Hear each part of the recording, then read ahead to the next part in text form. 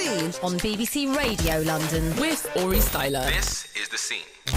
That one is Black Beatles by Ray Shrimon and Gucci Mane. It's a nice little mellow vibe on that one.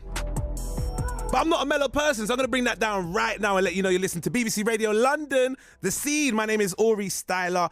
Every Monday, 8 till 10, you got me here, but not just me. I always bring some special guests into the building. Got my first one here with me. She's bubbly, she's bright. She's not only an amazing person, she's also got a great eye for fixing tattoos. Miss Paisley Billings, how you doing? I'm good. You all right? Yeah. Come a bit closer, don't be shy. You're away from the mic. I'm good. You're good, yeah? I'm coming in clear, Aurie, babe. Yeah, you sound clear now. Lovely. You sound clear. First things first, right? Mm-hmm. I mean, you are like the personality, the original receptionist slash personality slash amazing faces when you see some weird tattoos lady on the show. But you don't like tattoos as much. What's going on there? It's not that I don't like tattoos. Yeah. But I don't like pain. So I have 2 very small tattoos. One of them, some people don't like to count as a tattoo. Why wouldn't they do that? Because it's just 3 dots on my finger. Wait, can I see? No, seriously, if you can, can you see them? I can see them. I know you wear glasses. Like, I can see them. Okay, yeah. That's not a tab. Sorry, your finger's not a domino. That's not a tattoo. So I've got 3 little dots on my little finger, and then on my ankle I have a little swirly whirly thing, and it's supposed to be the symbol that means Hakuna Matata. So that's what I have. I have like a little squiggle that means Hakuna Matata. And that no, you don't want no more because of the pain. I've thought about it, but and the thing is as well, I work in the right place to just, you got a minute, let's just do something quick. I'm sure Sketch could get you a really nice tattoo. Do you know what? Sketch did my little squiggle on my leg, and he said I was very well behaved. I didn't move. Yeah, I was screaming and singing the whole time, but he was like, you were good. I thought you were going to be worse. So I'm quite proud of myself for that. Okay. So how does someone who's not keen on getting tattoos because of the pain get a massive opportunity to be like the lady in tattoo fixes? How does that come about? Do you know, it was a really strange process becoming a part of the show. So I was contacted by the production company, and I wasn't sure what they were talking about. They were talking about this show that they were creating about tattoos, and of course they hadn't worked out the format completely, but they knew that they wanted someone who doesn't have tattoos to give an outside opinion and to sort of be the voice of the public, like what the public would be thinking. So my screen test for the show was so weird. So I've gone into this office and I'm talking to them. I'm just being me. They're asking me loads of questions. I'm like, yeah, fancy booking this job. This could be really fun. And they had a bunch of really bad tattoos printed out on paper, and they'd flip them over and they just slid them across the table, and I had to pick up the picture and just start talking about the tattoo. This happened over and over and over. And then they were like, okay, that's good. Have you got any party tricks? I was like, well, I can twerk upside down against the wall. They were like, okay, go on then. Whoa. All right, that's a party trick now. Yeah, so they were like, and he said, go on then. Wow. Called my bluff on it, right? There's glass walls in the office. I moved a piece of furniture. I went up against the wall. I was shaking and shaking we and shaking. We need that CCTV footage. No, I'm joking. I'm playing. Carry on. But yeah, it was a good laugh, and I think that helped me book the job, because they were like, okay, this girl's down for it. Like, she's cool. Like, she's funny. And what kind of tattoos do they have in the test read? Because I've seen what they have on the show, and Tattoo Fixes, they get some really off-key tattoos. Yeah. But in the test read, were they similar to what you get on the show? Yeah. Really bad and really rude. Oh, rude ones as well. Yeah, a lot of the tattoos that I see are rude or in rude places. I've seen some. I've seen 1 or 2 on the show that I'm like, you get some which they're not terrible in terms of they're rude or they were made to be that way. Yeah. There was someone who may have attempted to do a nice tattoo and it just didn't work out. Yeah, but go on. That does happen quite a lot, and I do feel sorry for those people, because it might not even be a mistake on their own part. It could be that the tattoo artist made a spelling mistake, or it was supposed to have a different meaning, but somehow it looks like something else.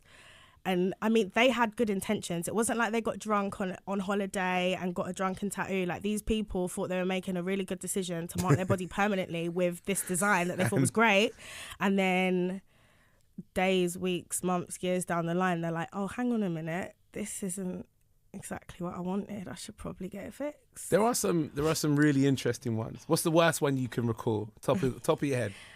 I've spoken about this tattoo, but it's imprinted in my brain. Okay. So imagine a big man with a big beer belly. Okay. And on his belly, he has a tattoo of a woman, but the woman has her legs spread. Okay. Yeah.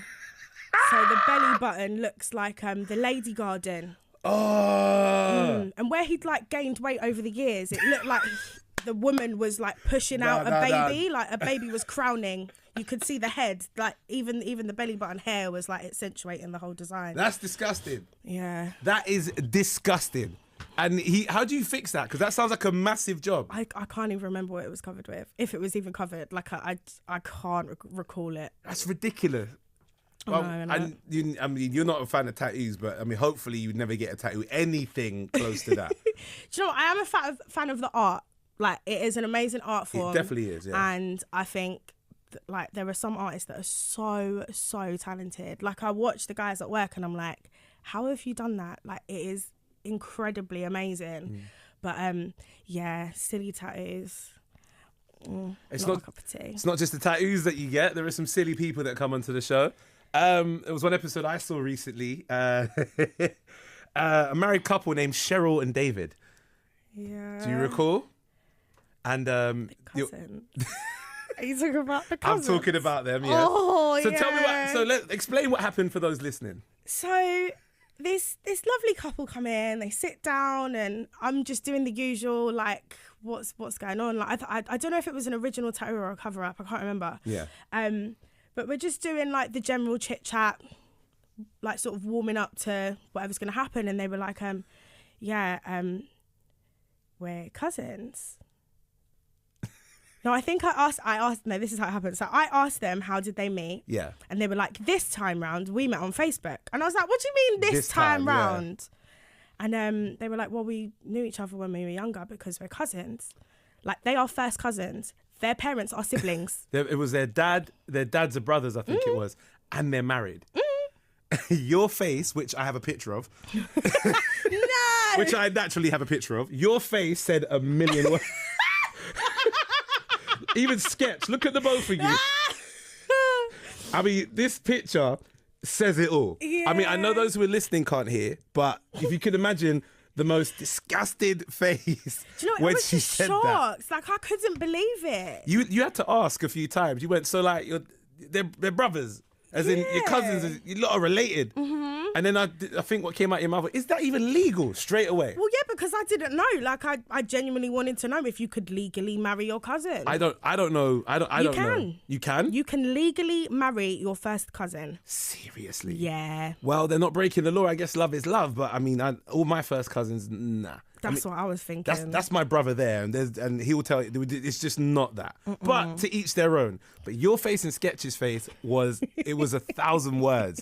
I had to put that picture up so I could show you. It was great to see that. Your reactions are amazing. Every time I see you on screen, one thing I love about is your reactions. Here's another one, which as soon as I say. Is it the coach trip? Celebrity coach trip, that one. And someone let wind on the coach. Lord and it stank out the whole Jesus. coach. You and your sister was on Celebrity Coach Trip. Was it Celebrity Coach Trip or just Coach Trip?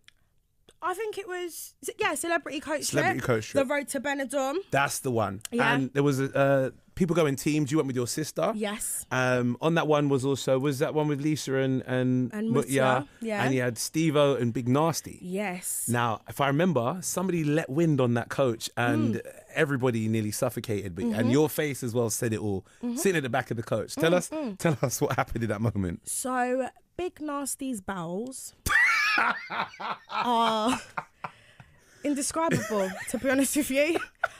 I mean, we all know he likes to eat. Okay. Yeah. But I don't think the Spanish food agreed with him. All right. And he let rip a few times on the coach. Like, you only saw that one occasion. There was another occasion where I was actually physically sick. Oh, yeah. Gosh. Like, vomit came out of my mouth as a result from what came out of his bumhole.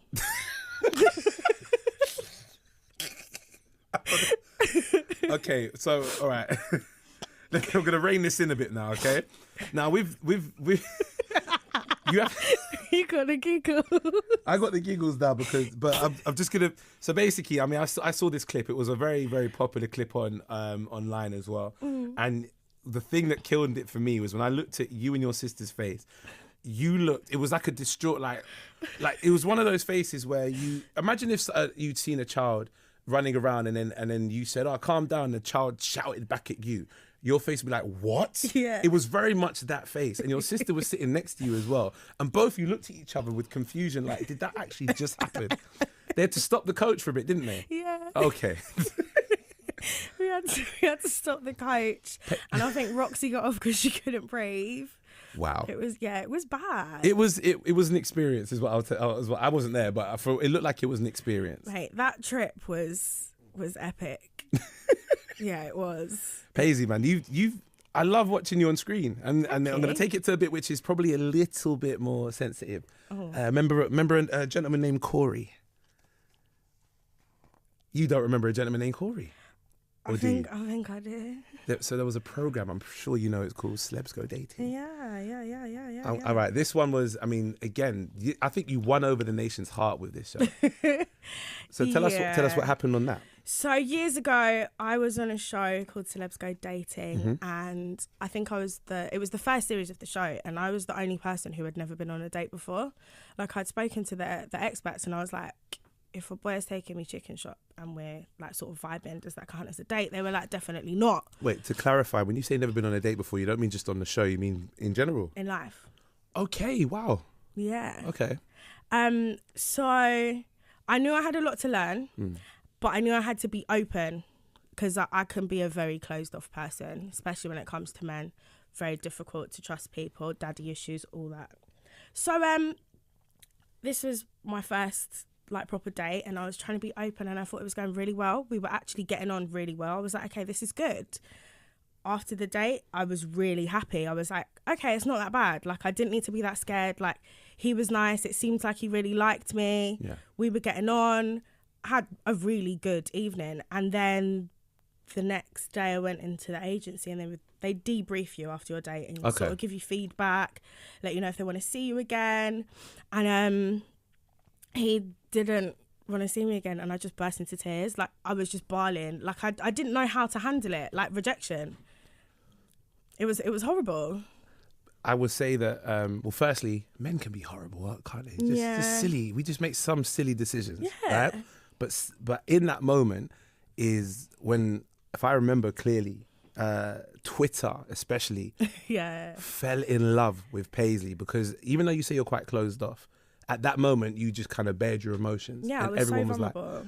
like, and everyone can kind of relate to that. And I guess at that moment they were like, who is Paisley? Because we love this girl to absolute bits. And ever since then, you've definitely been a character everyone really, really loves. So even though you may have felt like let down at that point, it definitely did you good after. Do you know what? I feel like I learned a lot from that experience, and I learned a lot from just doing that show. Like, when I started on Celebs Go Dating, they asked you to rate yourself, and I rated myself so low.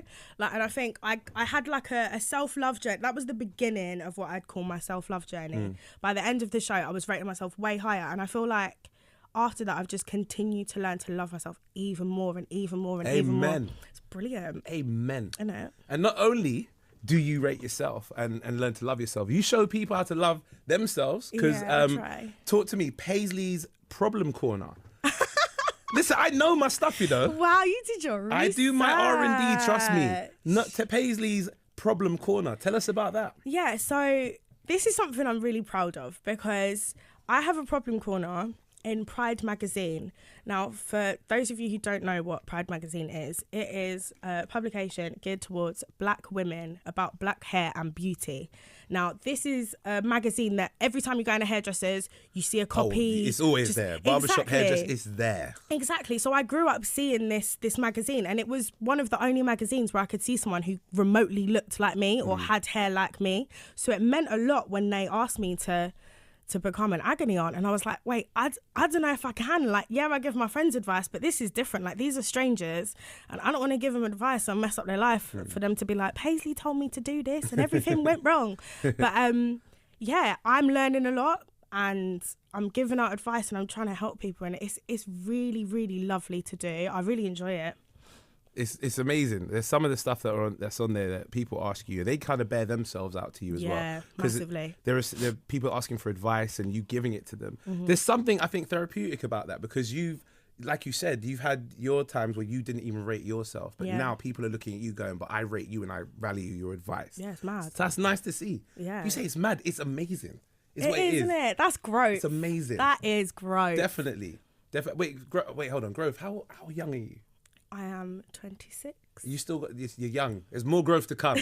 Definitely more growth to come. I'll just get started. It started when you was a great dancer as well. Yeah, I do my research. Listen, Paisley, I know stuff. It started from when you were dancing from young and even appearing in Attack the Block. I know my bits and pieces, Paisley. Wow. Yeah, I was at my first ever job. I think I was 7 or 8 years old. Oh, wow. So I was working from young. Where was that? I was in a dance company called Zoo Nation, and we toured the UK, putting on shows. I was a professional dancer as a kid, and then I thought, I like dancing, but I think I can sing and act too. So then I went to Pineapple Performing Arts School. Nice. Loved it. Went there every Sunday, and then I booked a job on the West End, and I was like, swear down, that's me at 11, yeah? West End debut at 11, yeah? Okay, Paisley, say no more. Say no more. I like that. Yeah. So yeah. And Attack the Block. I mean, I know it's the boys are the ones that you see normally in there, but where was you in that? Right. So my sister is also in that film. Oh, is it? Yeah, she has like an actual role in that film. What, you have a role? I have a role, but I Roxanne? had one line, and I smashed that line. I'm gonna tell you this from now. Do you remember the line? Some of us have got exams tomorrow, Jerome. Booyah! What? Yeah. Listen, that's the Thank whole you. film. That is the award right there. Well done. Thank you very much. I love her face. Paisley's face says it all. Yes, thank you. Thank you. Know this, Aurie. How you mean? Film round me, yeah? I love that. So you've done dancing, singing. I mean, when you was on, was it West End you said? Yeah. What was the performance for that? Oh, I was in The Lion King. Hey. Yeah. Hey. Yeah. You got the main for it as well right now. Powerful main. So he was in The Lion King. You've also been in Attack the Block. Yes. And this is still something you like doing in terms of dancing and singing, or is it something you've kind of put to the side? I will never, ever stop loving musical theatre. That is just like singing, dancing, acting. They are my first loves, and I will always love them. Like, I did Panto 2 Christmases ago, and I think I was the happiest I've ever been. Like, doing 2 shows a day, so tired. But you're in your zone. In so it's the amazing, isn't zone, it? like absolutely in the zone. And I done a musical like the summer before that Panto. I did Saturday Night Fever, and it was so strange because I'd been filming Tattoo Fixers, and then I went into that and I was like, oh my God, I've missed it. I've missed it really bad. But I didn't clock because I've been so busy doing Fixers. I was like, wow, I didn't realise how much I missed it. So, yeah, Sometimes I do a lot of things. Sometimes it takes, for you to miss something, you have to obviously be away from it. And Yeah. then you go, all right, I want to go back to it. I know that feeling. So. Distance does make the heart grow fonder, I believe that. Do you know what? We should give you a chance to dance now. I got a song coming up because Paisley's not going nowhere. I'm going to play this song. Look at her face. She's like, I ain't dancing. You are, and I'll film. And if you don't, I'll be upset. And I'll tell people that you didn't dance. But are you going to fling on a good tune for me to dance I might to? fling on a good tune. Ladies and gentlemen, I've got Paisley Billings in the building. My name's Aurie Styla. This is the scene. I've got a good tune for her to dance to. How about some Uptown Funk?